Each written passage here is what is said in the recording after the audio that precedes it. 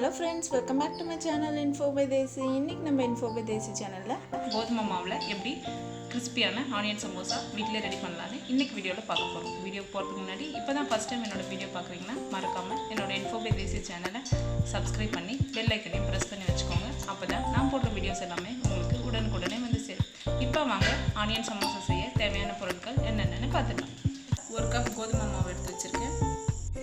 1/2 teaspoon உப்பு, தேவையான அளவு எண்ணெய், 1/4 டீஸ்பூன் மஞ்சள் தூள், 1/2 டீஸ்பூன் ரெட் சில்லி பவுடர், 2 வெங்காயம் எடுத்துருக்கேன், ஒரே ஒரு பச்சை மிளகாய் எடுத்துருக்கேன், ஒரு கொத்து கருவேப்பிலை, 1/2 டீஸ்பூன் சீரகம், ஒரு குட்டி பவுலில் 1 டேபிள் ஸ்பூன் அளவுக்கு மைதா மாவு எடுத்துருக்கேன்.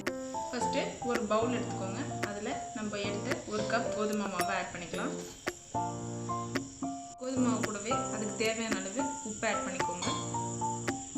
அது கூடவே ஒரு டேபிள் ஸ்பூன் அளவு எண்ணெய் ஆட் பண்ணிக்கோங்க. இப்போ இது எல்லாத்தையும் நல்லா மிக்ஸ் பண்ணி விட்டுட்டு சப்பாத்தி மாவு அளவுக்கு பிசைஞ்சிக்கலாம்.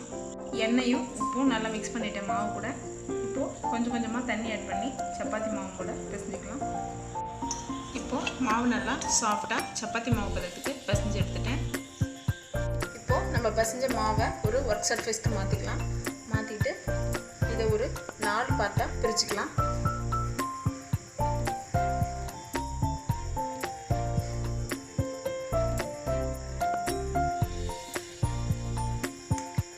பிரிச்சுக்கிட்டு இதை நம்ம சப்பாத்தி மாதிரியே திரட்ட போகிறோம். நல்லா தின்னாக திரட்டணும். கீழே மாவு டெஸ்ட் பண்ணி வச்சுருக்கேன். மேலே ஒரு உருண்டையை வச்சு நல்லா ஃப்ளாட்டாக திரட்டிக்கலாம்.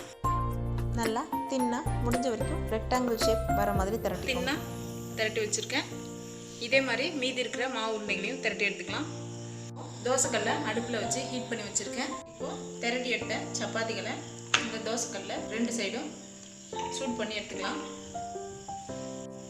ஒரு சைட் 30 செகண்ட் வெந்துருச்சு. இன்னொரு சைட் சூட் பண்ணிக்கலாம். இதே மாதிரி 2 சைடும் 30 செகண்ட்ஸ் சூட் பண்ணி எடுத்து வச்சுக்கலாம். 2 சைடும் சுட்டுட்டேன். இதை எடுத்துடலாம். இப்போது நம்ம எடுத்த 1 டேபிள் ஸ்பூன் மைதாவில் கொஞ்சமாக தண்ணி ஆட் பண்ணி பேஸ்ட் கன்சிஸ்டன்சி மிக்ஸ் பண்ணிக்கலாம். இப்போது மைதா பேஸ்ட் ரெடி பண்ணிவிட்டேன். இந்த கன்சிஸ்டன்சிக்கு ரெடி பண்ணி வச்சுக்கோங்க. இப்போது ஒரு பவுலில் 2 பெரிய வெங்காயம் இந்த மாதிரி ஸ்லைஸாக கட் பண்ணி வச்சுருக்கேன். இதை நல்லா இப்படி பிசைஞ்சு விட்டுக்கோங்க. இந்த மாதிரி வெங்காயத்தை நல்லா க்ரஷ் பண்ணி விட்டுக்கோங்க. க்ரஷ் பண்ணி விட்டுட்டு அது கூடவே பொடியாக இருந்து ஒரு பச்சை மிளகாவை ஆட் பண்ணிக்கோங்க.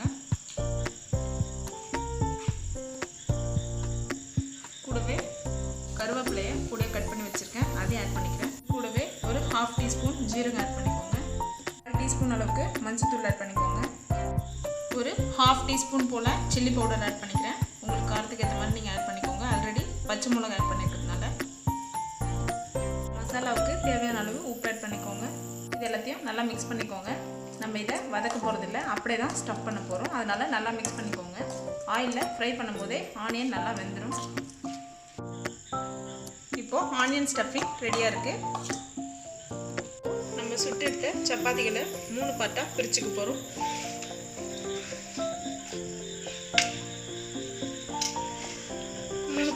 கட் பண்ணிக்கலாம்.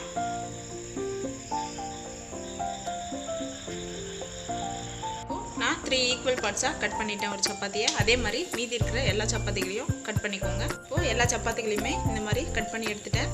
இப்போது நான் எடுத்த மாவுக்கு 12 சமோசா வரும். ஒரு சமோசாவை எப்படி ஃபோல்ட் பண்ணுறதுன்னு ஃபஸ்ட்டு காமிக்கிறேன். ஃபஸ்ட்டு இந்த சைடு இப்படி மடிச்சுக்கோங்க. மடித்து விட்டுட்டு இப்படி இந்த சைடு எடுத்திங்கன்னா இங்கே ஒரு பேக்கெட் மாதிரி வரும். பேக்கெட்டில் நம்ம எடுத்த ஸ்டஃபிங்கை வச்சுக்கலாம்.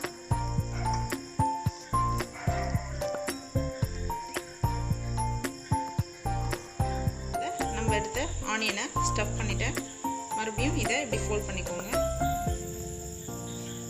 ஃபோல்ட் பண்ணிவிட்டு இந்த இடத்துல பேஸ்ட் அப்ளை பண்ணிக்கோங்க. இப்போ மைதா பேஸ்ட்டை இந்த இடத்துல அப்ளை பண்ணிக்கோங்க.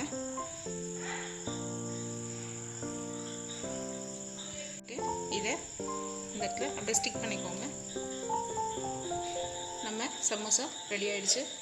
இதே மாதிரியே எல்லா சமோசாவும் ரெடி பண்ணி வச்சுக்கோங்க. ஸ்டவ் ஆன் பண்ணி கடாயை வச்சு ஆயில் ஹீட் பண்ணி வச்சுருக்கேன். ஆயில் நல்லா சூடாகிடுச்சு.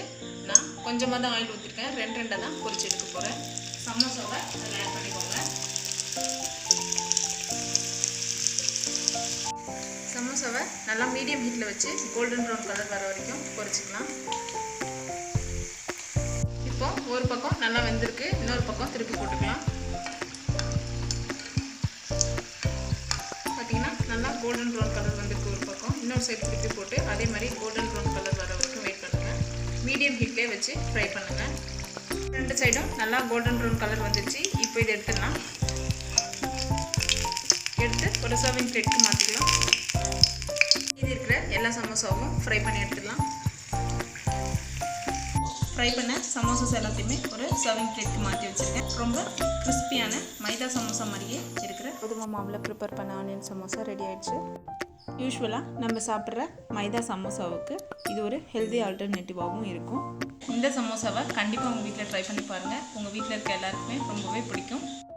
இந்த ஆனியன் சமோசா ரெசிபி உங்களுக்கு பிடிச்சிருந்தா இந்த வீடியோவை உங்கள் ஃப்ரெண்ட்ஸ் கூட ஷேர் பண்ணிக்கோங்க. லைக் பண்ணவும் மறந்துடாதீங்க. என்னோட நெக்ஸ்ட் வீடியோவில் மறுபடியும் வந்து நான் உங்களை மீட் பண்ணுறேன். Until then, tata, bye by.